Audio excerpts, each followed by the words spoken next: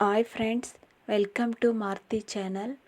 ಇವತ್ತು ಗೋಧಿ ರೊಟ್ಟಿ ಮಾಡೋದು ನೋಡೋಣ. ಇದು ಟ್ರಾವೆಲ್ಗೆ ಬೇಕಾದರೂ ತೊಗೊಂಡು ಹೋಗ್ಬೋದು. ಮನೇಲಿ ಏನು ತಿನ್ನೋಕ್ಕಿಲ್ಲ ಅಂದರೆ ಈ ಥರ ಮಕ್ಕಳಿಗೆ ರೊಟ್ಟಿ ಮಾಡಿಕೊಟ್ರೆ ತುಂಬ ಇಷ್ಟಪಟ್ಟು ತಿಂತಾರೆ. ಅಷ್ಟೇ ರುಚಿಯಾಗಿರುತ್ತೆ ರೊಟ್ಟಿ ಕೂಡ. ತುಂಬ ಸುಲಭವಾಗಿ ಮಾಡ್ಕೋಬೋದು. ಮಾಡೋದು ನೋಡೋಣ. ನಾನಿಲ್ಲಿ 1 ಕಪ್ ಗೋಧಿ ಹಿಟ್ಟು ತೊಗೊಂಡಿದ್ದೀನಿ. ಅರ್ಧ ಕಪ್ ಅಕ್ಕಿ ಹಿಟ್ಟು ತೊಗೊಂಡಿರೋದು. ನೀವು ಒಂದು ಗೋಧಿ ಹಿಟ್ಟಲ್ಲಿ ಬೇಕಾದ್ರೇ ಮಾಡ್ಕೋಬೋದು, ಇಲ್ಲ ಬರೀ ಅಕ್ಕಿ ಹಿಟ್ಟಲ್ಲಿ ಕೂಡ ಮಾಡ್ಕೋಬೋದು. ನಾನು ಎರಡೂ ಮಿಕ್ಸ್ ಮಾಡಿದ್ದೀನಿ. ಸ್ವಲ್ಪ ಜೀರಿಗೆ ಜಾಸ್ತಿ ಹಾಕಿದಷ್ಟು ಚೆನ್ನಾಗಿರುತ್ತೆ ರೊಟ್ಟಿ.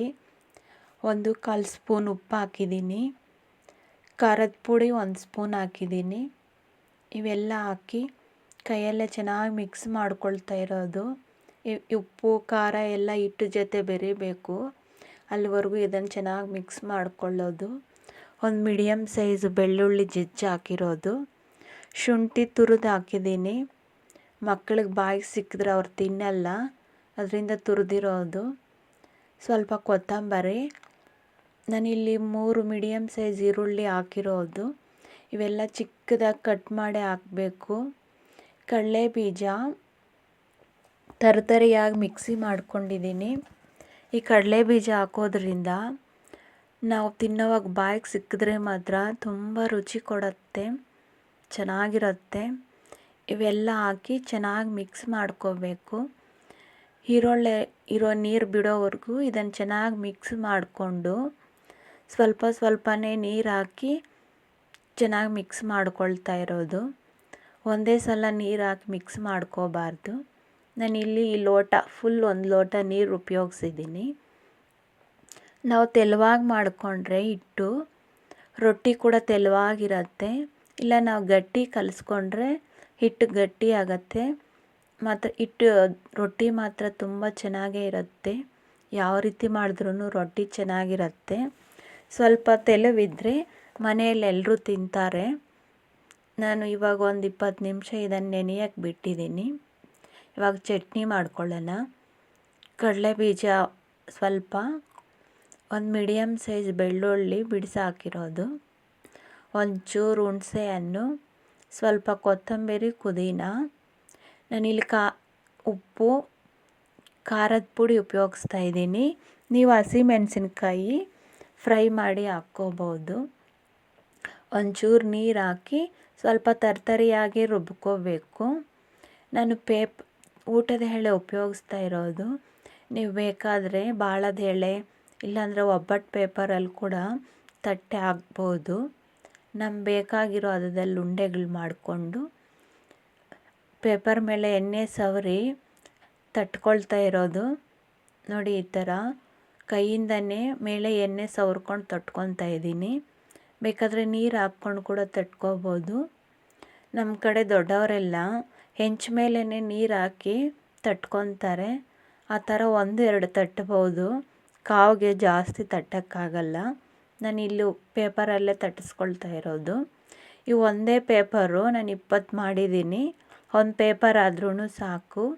ಹೆಂಚು ಕಾಯಕ್ಕೆ ಇಟ್ಟಿದ್ದೆ, ಹೆಂಚು ಮೇಲೆ ಎಣ್ಣೆ ಹಾಕಿ ಪೇಪರ್ ಹಾಕಿರೋದು.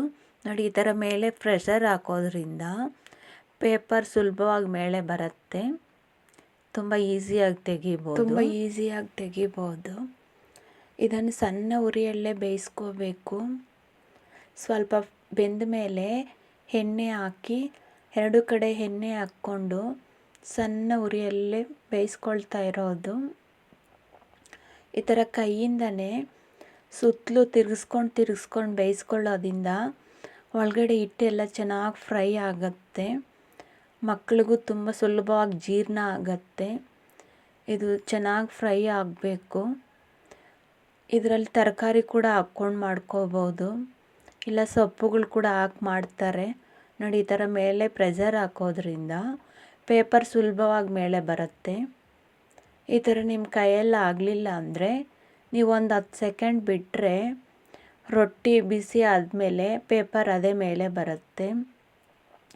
ನೀವು ಕೈಯಲ್ಲಿ ತಟ್ಟಿಸ್ಕೊಳ್ಳೋಕ್ಕೆ ಬಿಸಿ ಅನಿಸಿದ್ರೆ ಈ ಥರ ನಾವು ತಿರುಗಿಸೋದ್ರಲ್ಲೇ ಸುತ್ತಲೂ ತಿರುಗಿಸ್ಕೊಂಡು ಬೇಯಿಸ್ಕೋಬೋದು. ಮನೆಯಲ್ಲಿ ಮಕ್ಕಳಿಗೆ ಏನು ತಿನ್ನೋಕ್ಕಿಲ್ಲ ಅಂದಾಗ ಈ ಥರ ರೊಟ್ಟಿ ಮಾಡಿಕೊಟ್ರು ಕೂಡ ತುಂಬ ಇಷ್ಟಪಟ್ಟು ತಿಂತಾರೆ. ರೊಟ್ಟಿ ಚಳಿಗಂತೂ ತುಂಬ ಇಷ್ಟ ಈ ರೊಟ್ಟಿ. ನಮ್ಮ ಕಡೆ ಮಳೆ ಚಳಿಗಾಲ ಬಂದರೆ ಎಲ್ಲರ ಮನೆಗಳಲ್ಲೂ ಇದೇ ಥರ ರೊಟ್ಟಿ ಮಾಡ್ಕೊಂಡು ತಿಂತೀವಿ. ನೋಡಿ, ಈ ಥರ ಸ್ವಲ್ಪ ಬೆಂದ ಮೇಲೆ ಎಣ್ಣೆ ಹಾಕಿ ಬೇಯಿಸ್ಕೋಬೇಕು. ಎರಡೂ ಕಡೆ ಎಣ್ಣೆ ಹಾಕಿ ಬೇಯಿಸ್ಕೊಳ್ಳೋದು. ಬೇಕಾದರೆ ನೀವು ತುಪ್ಪ ಹಾಕಿ ಕೂಡ ಬೇಯಿಸ್ಕೋಬೋದು. ನಾನಿಲ್ಲಿ ಎಣ್ಣೆನೇ ಉಪಯೋಗಿಸಿದ್ದೀನಿ.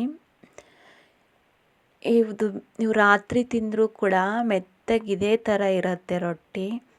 ರೊಟ್ಟಿ ಮಾತ್ರ ತುಂಬ ಚೆನ್ನಾಗಿದೆ ನೋಡಿ, ಎಷ್ಟೊಂದು ತೆಳುವಾಗಿ ಲಟ್ಸಿದ್ದೀನೋ.